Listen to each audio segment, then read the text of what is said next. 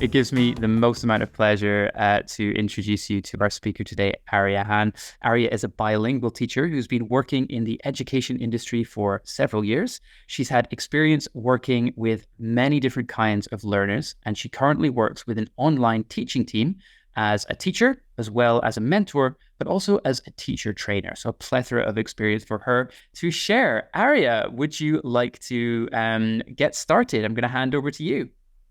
Thank you. Thank you, John. Thank you for introducing me, and thank you all for your support here. So just like John said, my name is Arya Han. You can also call me Arya. Here, I will show you my profile. So I've been working as a teacher at EF Teach Online for 2 years, and I'm very passionate about teaching and also communicating with people. That's actually one of the reasons why I'm here running this session today. So here, the session today is about understanding learners' diversity. And we're having this session as a workshop, which means that in the session today, you can get the chance to communicate with your partners in the breakout rooms and share your experiences and your stories with your partners regarding this topic, which could be very exciting. I'm really looking forward to your stories later. So here, in the session, we'll be talking about these three things. Number one, like what is diversity? And also, how do we get to know more about our learners? And also then, after knowing our learners, what can we do to create a very inclusive classroom? Then here, let's move on to the very first question. I'm sure that we all know what diversity means literally, but in our classrooms, how exactly are our learners different from one another? Well, please feel free to share your thoughts in the chat box when you've got some ideas. Well, for example, like I have been working with, and I've been working with both teenage students and also adults. So I will say like age. Oh, thank you. Cultural backgrounds, personalities, different interests, different learning style. Yeah. Yes, age, definitely. Background and different L1, exactly. Very good. Oh, yes, maturity, abilities, and the breedings, learning style. Oh, yes. Some of them are visual learners and some of them are not. They learn in different ways. Comprehensive abilities. Very nice. Thank you. Yeah, keep your ideas coming and we'll be looking at them together. Different motivations. That's a very good point. They might be learning English for different reasons. All right. Thank you. And I think that you've covered most of the points here that I'm about to share. So here, I've summarized some of the things, some of the characteristics that I and also my colleagues, we have encountered in our classrooms. So for example, like something we didn't mention in the chat box would be like the time zone, right? Especially when we're teaching online, we might be in different areas all around the world. So it's quite common if we're in the different time zone.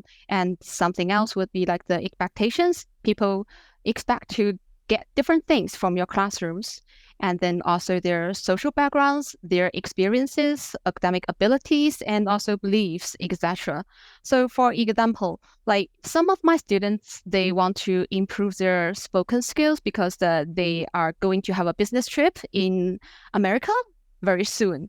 And some of them are because like they need to communicate with the teachers who are teaching their kids because their kids are currently learning in an international school.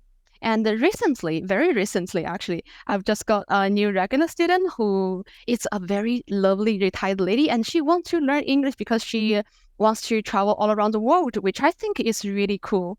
So as we can see, we have different kinds of students who learn English for different reasons. Now, just like what Malcolm Forbes said, diversity is like the art of thinking independently together. Well, our learners are naturally different individuals, but yet we are now working together towards the same lesson aim to achieve the better outcome. And here you see it's one thing to recognize that we have diverse learners. However, as a teacher, what's more important is that we need to use the very characteristics that our learners share to create a more engaging environment for our learners and to achieve better outcomes. Then now it will be your turn. It will be your time. So here, we will be looking at 3 real-life scenarios that my colleagues have had the most experience with. And you are going to the breakout rooms with your partners together, okay, to talk about these real-life scenarios with your partners and also look at the questions. And don't worry, I know the pictures are very, very teeny, weeny, tiny now. Don't worry, I will be sharing you the big ones later. Okay, so here, you are going to the breakout rooms with your partners for 8 minutes. Okay, so I would like you to look at the situation and also to brainstorm the questions with your partners together. So now, welcome back to the main session today here. Let's go through the slides one by one, the cases one by one. Okay, so firstly, for the first one, for the very first case, okay, the first case is about the cultural differences. So the context is like the teacher just explained something the student didn't know. And then they have this conversation here. Right, so I would like to ask, like, is there anyone who would like to share your ideas with us? If you would like to, please raise your hand, then we will unmute you. Okay. Oh, okay, I can see Hannah. So Mark? Hi, Aria. John? Oh, hi, Hannah. Hi, Aria. Okay, so I had a very good conversation with Julia. And the issue we said it's an issue of tenses, right? Present tenses and past tenses, they're not usually they're not in every culture and language. And so, of course, when people are using their second language, they tend to use the rules of their first language. So in this case, of course, in maybe clearer English, the student could have said, yes, now I know, right? So now the teacher is like, she got confused, like, oh, so you've already known this, or did you know this before? And she's like, no, I've only got to know this new concept now, which obviously comes from the tenses and, well, something that we see in class a lot, past, present, there's like 8 types of tenses, and a lot of the second language students really don't get that. And sometimes for example, if it's a second language teacher also, they might also be like, what's going on? Or even the native, non-native issue that was being spoken about earlier on. So yeah, that's where the confusion was. The reaction to, is it clear now? Yes, I know. The student could have said, yes, now I know and understand. But for her, she was like, okay, now you've given me new information. Now I know. But yeah, it's a cultural thing. Yes, exactly. Good points. And I can see so many people like raising your hands, and I'm so sorry because we have very limited time here. So please also comment or like share your ideas in the chat box while you're listening. Okay. And thank you, Hannah, for sharing us such a great idea here. And definitely this is something to do with tense, and also, as you can see, this is also something to do with the cultural differences. I'm not quite sure, but actually in Chinese, when we say I know, literally it means in English like I see or I get it now.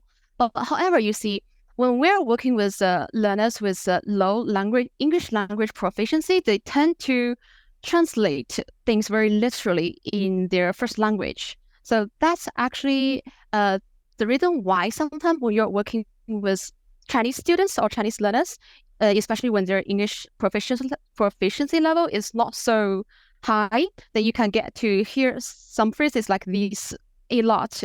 And sometimes it could be a bit confusing because you don't know whether they actually understand it or not, then whether do you move on or not.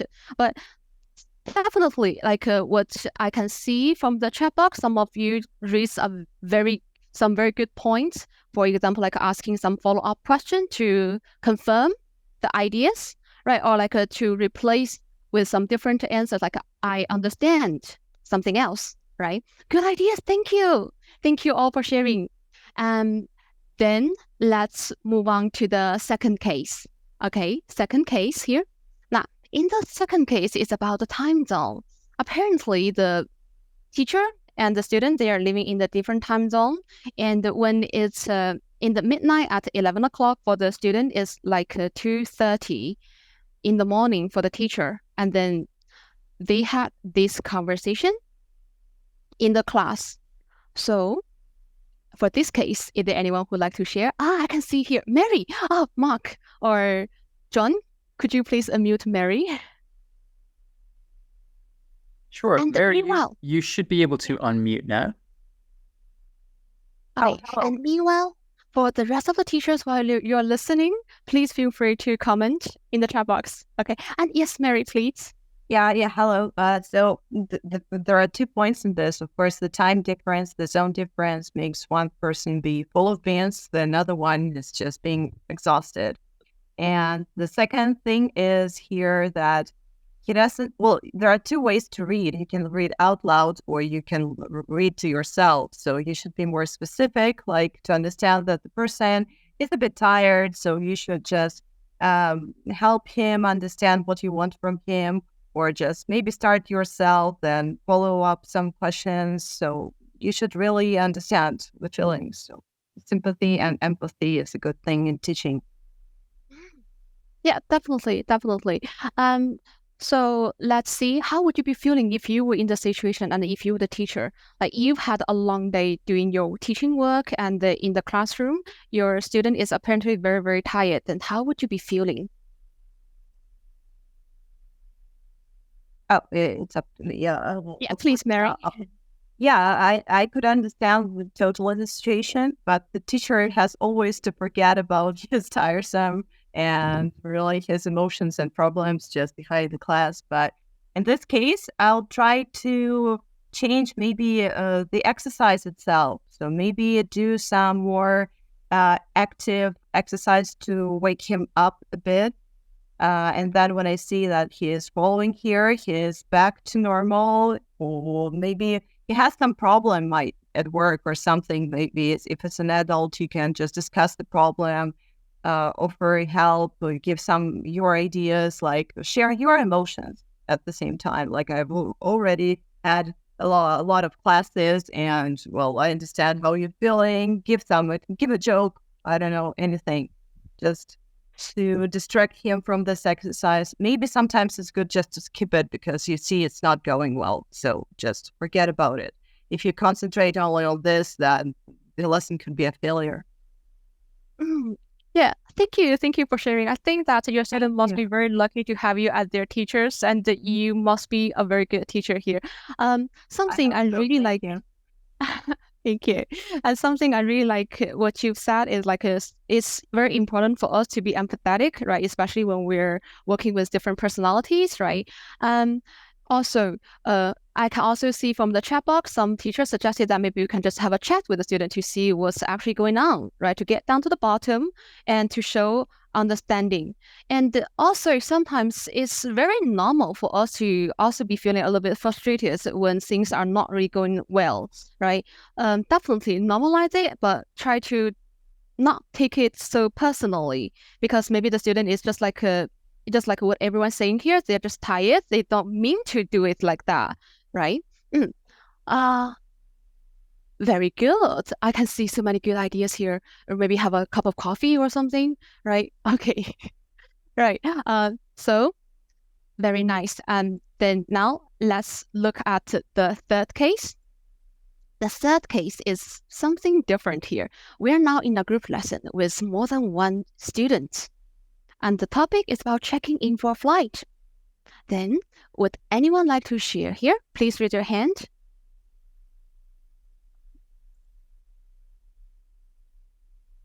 Or have you met similar situations in your teaching experience?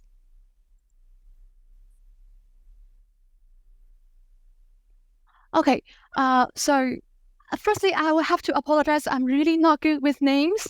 For this one, I would say maybe like Rens. If I pronounce your name wrong, please forgive me. Is it Rens?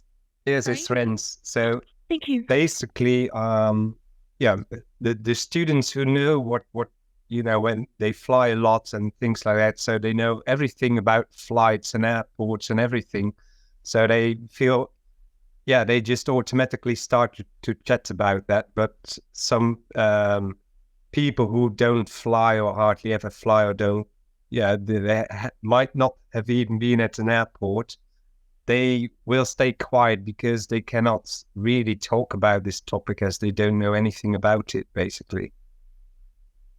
Yeah, that's a very good point, actually. They've never had such experience, and they might be very nervous at the moment, right? Thank you. And then also, what do you think that might happen if the teacher doesn't do anything with the situation here?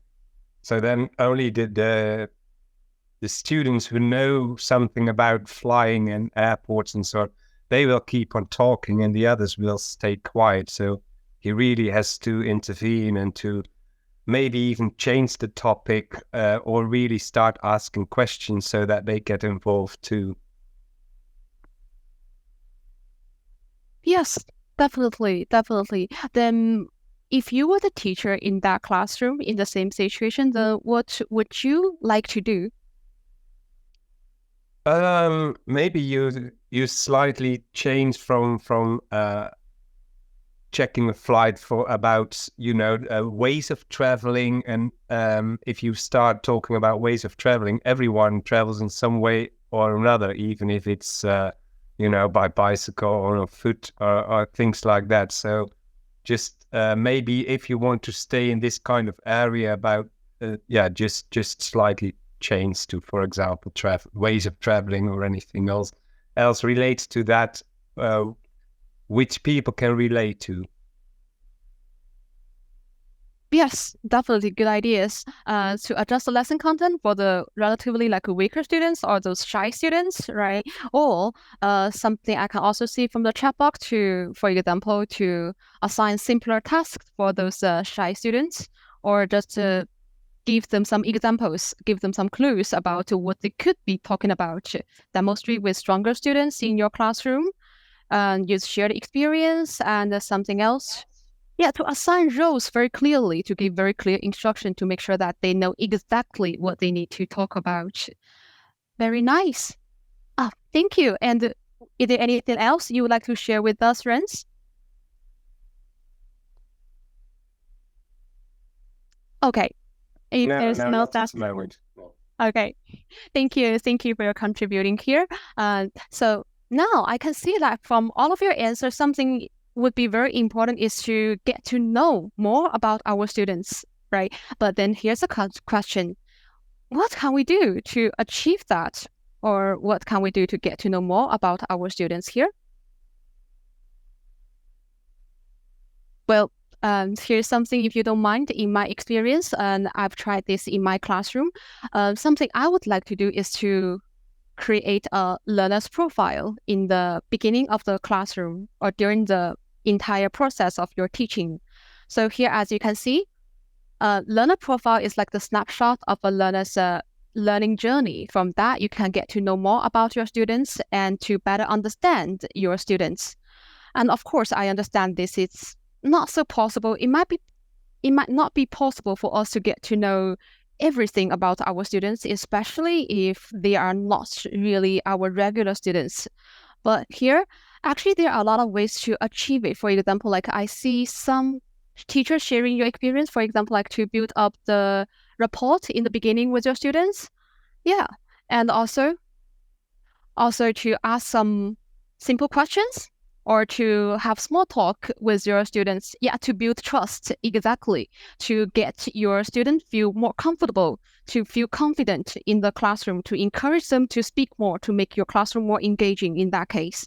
And then here, usually the things or the questions we could ask while building up the learner profile would be something about their basic information, their work experience, their educational experience, and also the way how they would like to be taught in the classroom. Do they prefer to be given immediate feedback or delayed feedback? Or their career goal, their motivations, and the something would also be their personalities. Are they shy or are they very spoken and outgoing? And based on those information, then we can get to create a more inclusive learning environment for our students. And so now it will be your time again. Okay, so here, please feel free to go to the breakout rooms with your partners again and discuss these questions. Okay, so think about some of the characteristics that your previous students have had. What are the 2 challenges that you've had, and what did you do to cope with the challenges? Did it work or not? So welcome back, everyone. So here, let's hear from some of you. Oh, thank you for raising your hand. How do you know? Right. So I'm about to ask now. No problem. Right. Thank you. Yeah. So please share your stories with us. So I was working with Lisa, with Angela, and with Petra. My name is Juan Carlos JC. The girls were mentioning, my colleagues were mentioning that motivation is important when one of the most important challenges that you have to face, because sometimes the topic is not engaging enough, or maybe people are not interested in the topic at all. And also being able to connect to the students at a deeper level is kind of impossible if you only have one session. So motivation and identifying what really makes the student tick is basically the most important thing that they have had to face and solve during these classes. Now, on my personal note, I speak Spanish. That is my L1. So I was telling my colleagues that maybe one of the most difficult challenges is when you are a bilingual teacher teaching a person that speaks your language, trying to not use the language that you both share, because you are there to learn and teach English. So that's in my case, the challenge. Thank you. Well, thank you for sharing, and it's really nice to hear from your experience here. So we are really not having much time here. Maybe we can have like one more teacher sharing. Mark, is time allowed here now? I just want to confirm, right? Okay. Right. So if time available, then we'll be inviting another teacher. Okay, so let me see. Let's see. Again, I want to apologize. So let's just see. Portia, did I pronounce your name right? I'm so sorry if I pronounced it wrong. Oh, thank you. Awesome. Thank you, Aria. Oh, so one of the challenges I would like to share about, which is what I discussed with my partner, the one that I was in a group with, is that in one of the private lessons that I once taught at EF, is that it's actually a couple of them. You would have like in a private lesson, a student who doesn't want to share about themselves because they just prefer to not share their personal information, because people are from different backgrounds. Some people, they don't really believe in building a rapport and stuff, and they are not so comfortable with sharing about themselves, especially with people that they don't know. So it's totally understandable. And also in group lessons as well, we usually have students who fight, for example, to speak in the class. I once had a class with students from China where I would have like 2 students who wanted to talk longer than others, and they would sort of like create conflict in the class, and they would actually like forget that this is a group lesson, and they would want to speak longer than they actually expected to. And in that case, this forces the teacher to actually mute the ones who want to speak longer, because they are not complying with the classroom rules, and which makes it difficult for the rest of the class. So to avoid further conflicts, you have to mute others, and which is uncomfortable for the teacher. Thank you. Right, that's something that the situation that we do need to face, right? And thank you for reading that situation here up. And because of the time, right, I'm so sorry that we might not be able to invite more teacher to share your ideas here to turn your microphone on. But please feel free to share your stories in the chat box. Okay, then later we can learn from your stories. Okay, then here, I would like to share some common strategies that I've summarized from some of the teacher that you shared when you were in the breakout rooms, because I went there. So here, for example, like some of you mentioned to greet your language while you're working with different learners with different language proficiency. And then also adjust the lesson content. If it's too difficult, then maybe change the topic, right? Change the easier ones, assign the easier tasks, right? Adapt to their needs, definitely. And then ask follow-up questions, like maybe to ask a concept checking question to double confirm that the understanding is correct. And also something we can get to learn from the previous cases would be like, it's very important for us teachers to be understanding, also empathetic, right? And then adapt the content to the students' culture to better suit our students' needs to make sure that they can get some takeaways from the session, from the classroom. That's actually all students want, right? As long as it's not really a waste of time or a waste of money, then they would be satisfied.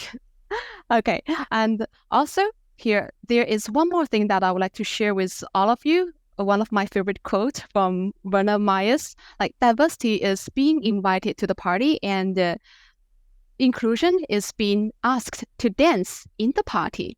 So just like in the classroom, it's important to see how different our students are from one another, but it's also very important to take good advantage of the diversity, then try to create a more inclusive and engaging learning environment for everyone.